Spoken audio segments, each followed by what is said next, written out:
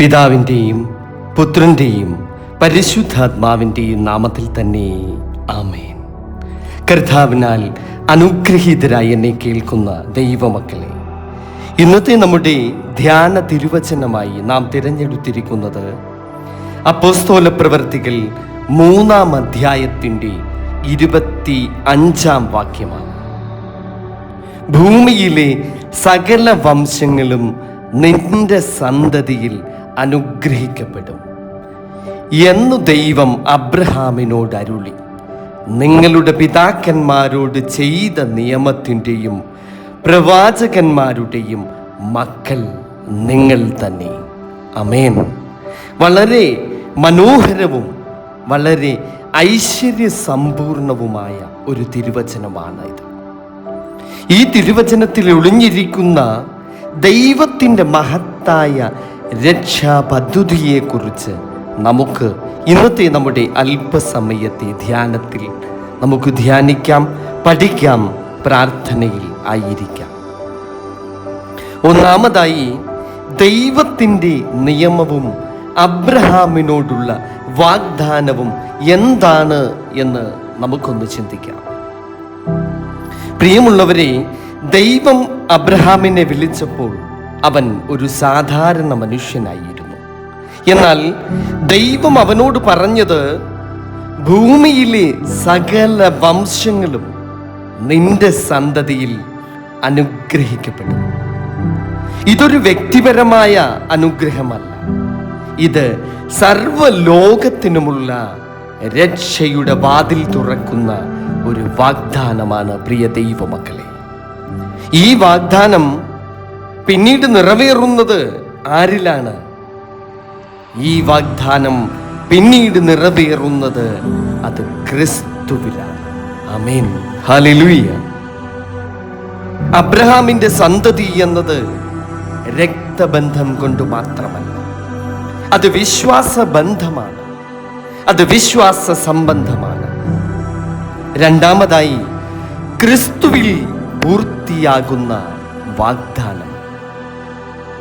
പ്രിയ ദൈവമക്കളെ, ദൈവത്തിൻ്റെ വാഗ്ദാനം ചരിത്രത്തിൽ നിറവേറുന്നത് യേശു ക്രിസ്തുവിലൂടെയാണ്. ക്രിസ്തു വന്നത് ഒരു ജാതിക്കായി മാത്രമല്ല, എല്ലാവർക്കും വേണ്ടിയാണ് ക്രിസ്തു ലോകത്തിലേക്ക് വന്നത്.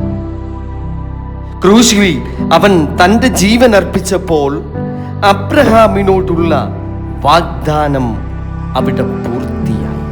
ഹല്ലേലൂയ. നമ്മൾ ഇന്ന് ക്രിസ്തുവിൽ വിശ്വസിക്കുന്നുണ്ടെങ്കിൽ നാം ആ വാഗ്ദാനത്തിൻ്റെ അവകാശികൾ തന്നെയാണ്. ഹല്ലേലൂയ. മൂന്നാമതായി, നിങ്ങൾ തന്നെയാണ് അവകാശികൾ. അത് നമ്മുടെ തിരിച്ചറിവാണ്. അത് നാം തിരിച്ചറിയണം. പ്രിയ ദൈവമക്കളെ, നിങ്ങൾ തന്നെയാണ് ആ നിയമത്തിൻ്റെ മക്കൾ. ഈ വചനത്തിൽ ദൈവം നമ്മെ ഓർമ്മിപ്പിക്കുന്നത് എന്താണ്? നാം സാധാരണ മനുഷ്യരല്ല, നാം ദൈവത്തിൻ്റെ വാഗ്ദാനത്തിൻ്റെ അവകാശികൾ. നാം അനുഗ്രഹത്തിൻ്റെ പാത്രങ്ങൾ. പ്രിയമുള്ളവരെ, നാം പലപ്പോഴും നമ്മുടെ ജീവിതത്തെ വളരെ ചെറിയതായാണ് കാണുന്നത്. പക്ഷേ ദൈവം നമ്മെ കാണുന്നത് ഒരു മഹത്തായ പദ്ധതിയുടെ ഭാഗമായിട്ടാണ്. അനുഗ്രഹമായി ജീവിക്കുവാനുള്ള ഒരു ദൈവിക വിളിയാണിത്. ദൈവം നമ്മെ അനുഗ്രഹിക്കുന്നത് എന്തിനാണെന്നറിയാമോ? പ്രിയമുള്ളവരെ, മറ്റുള്ളവർക്ക് വേണ്ടി നാം അനുഗ്രഹത്തിൻ്റെ കാരണമായി തീരും. ലോകത്തിൽ ദൈവത്തിൻ്റെ സാക്ഷികളായി തീരുക, സ്നേഹത്തിൻ്റെ ഉപകരണങ്ങളായി നാം ഈ ലോകത്തിലാകുവാൻ വേണ്ടിയിട്ടാണ് ദൈവം നമ്മെ അനുഗ്രഹിക്കുന്നത്.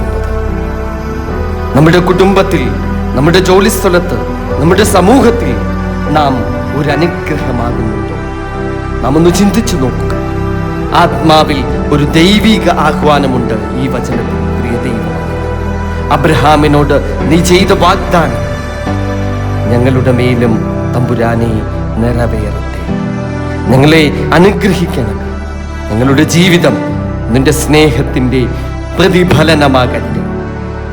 പ്രിയ സഹോദരങ്ങളെ, കർത്താവിനാൽ അനുഗ്രഹിക്കപ്പെട്ടവർ, നമ്മൾ ദൈവത്തിൻ്റെ വാഗ്ദത്തത്തിൻ്റെ അവകാശികളാണ്.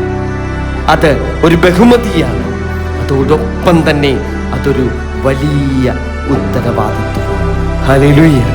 പിതാവിൻ്റെയും പുത്രൻ്റെയും പരിശുദ്ധാത്മാവിൻ്റെയും നാമത്തിൽ തന്നെ.